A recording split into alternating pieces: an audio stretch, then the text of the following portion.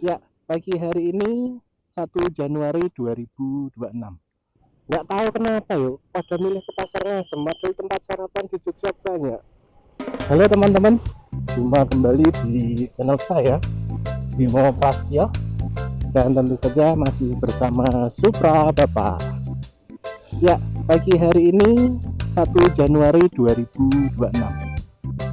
Kita mau keliling-keliling Jogja di tahun baru ini, sekaligus untuk dokumentasi 1 Januari 2026 Jogja itu seperti apa.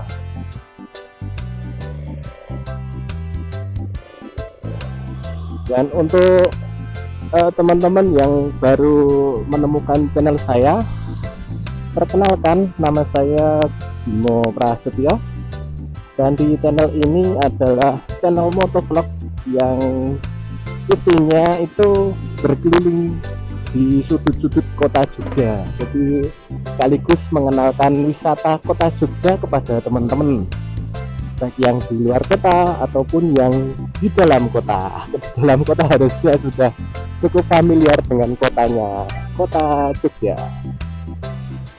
Ini saya mau masuk Jalan Magelang. Jalan Magelang ini adalah penghubung atau jalan provinsi penghubung Kota Magelang dan Yogyakarta, jalan utama, makanya dikasih nama Jalan Magelang. Ya teman-teman, kita sudah mendekati Tugu Jogja atau Tugu Palputih. Nah itu dia, ini dari barat.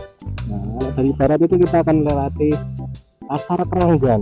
Nah, ini Pasar Keranggan ini pasar yang cukup tua. Ini Pasar Keranggan yang banyak motor parkirnya, Pasar Keranggan. Nah itu Tugu Jogja di pagi tahun 2026. Tugu Jogja di 1 Januari 2026.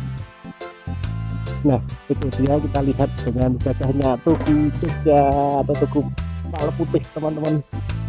Nah sejarahnya Tugu Jogja ini adalah dibangun pada tahun masa Sri Sultan Hamengkubuwono I tahun 1755. Bentuk awalnya itu bulat teman-teman, jadi cuma sederhana, di atasnya bulat gitu, sebagai lambang manunggaling Kaulo Gusti, persatuan rakyat dengan pemimpin dan Tuhan. Jadi sebuah simbol dulu bentuknya itu sederhana, terus di atasnya cuma bulat, namanya Tugu Golong Gilik. Kemudian ada tahun 1867 roboh akibat gempa, kemudian dibangun ulang menjadi seperti sekarang ini. Dan biasanya wisatawan itu belum afdol kalau belum foto di Tugu Jogja.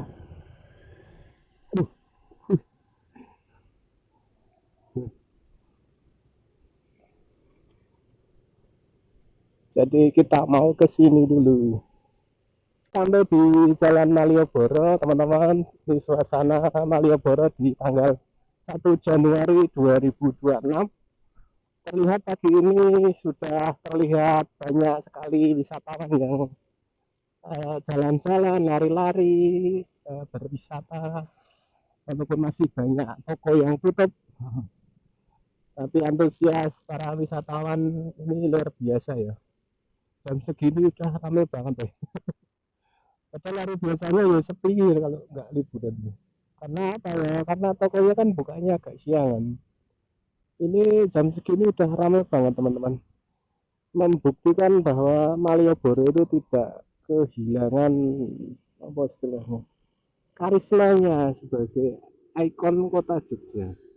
Karena kalau kita berwisata ke Malioboro tapi belum berwisata ke Jogja tapi belum ke Malioboro, itu rasanya belum komplit.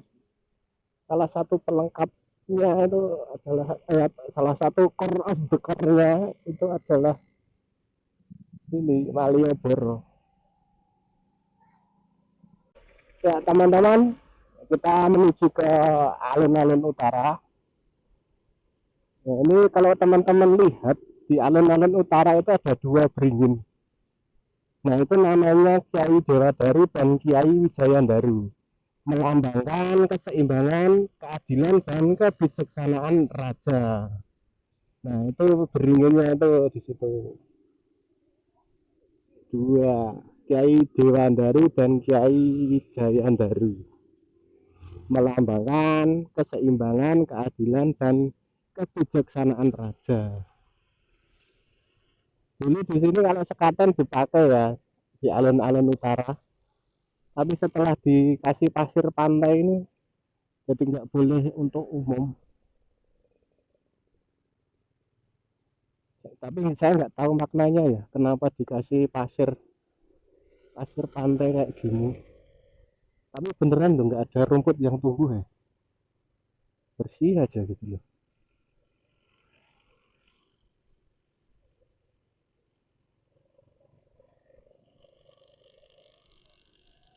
Melalui sisi barat Keraton Jogja. Ini saya nggak tahu sini apa sih.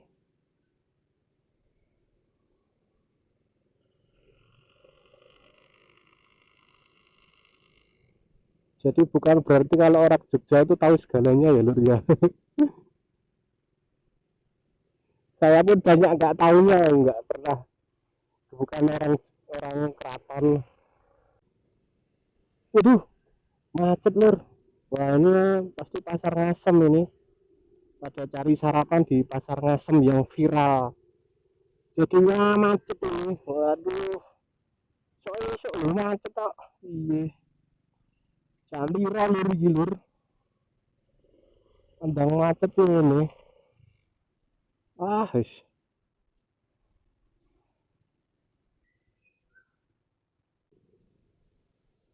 Nih, pada ke pasar ngasem teman-teman. Pada cari sarapan di pasar ngasem. Nah, lihat tuh. Banyak sekali ubek-ubekan di pasar ngasem. Wah, lihat pinggulnya nanti yuk. Orang nemen itu tuku apa ning pasar ngasem. Warung akeh untung tuku nang kene kabeh.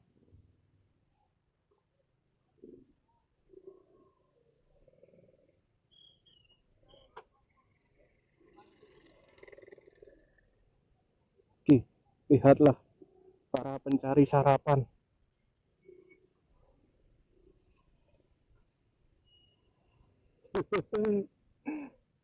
Pasar ngasem tuh nggak terlalu besar loh, tapi diserbu banyak orang begini. Ini parkirnya sampai sini loh, jauh loh. Nah ini kita sudah sampai di alun-alun selatan. Nah di alun-alun selatan itu ada dua beringin juga.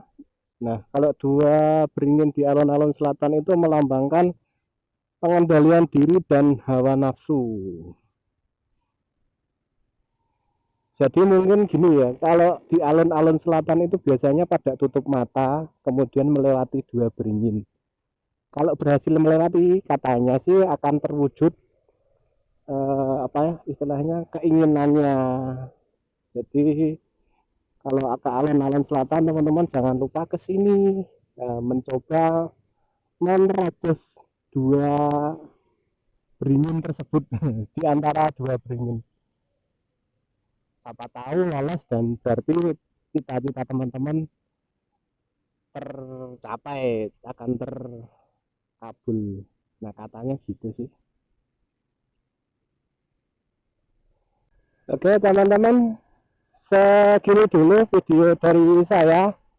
Terima kasih sudah menonton dan jangan lupa untuk klik tombol like dan subscribe-nya.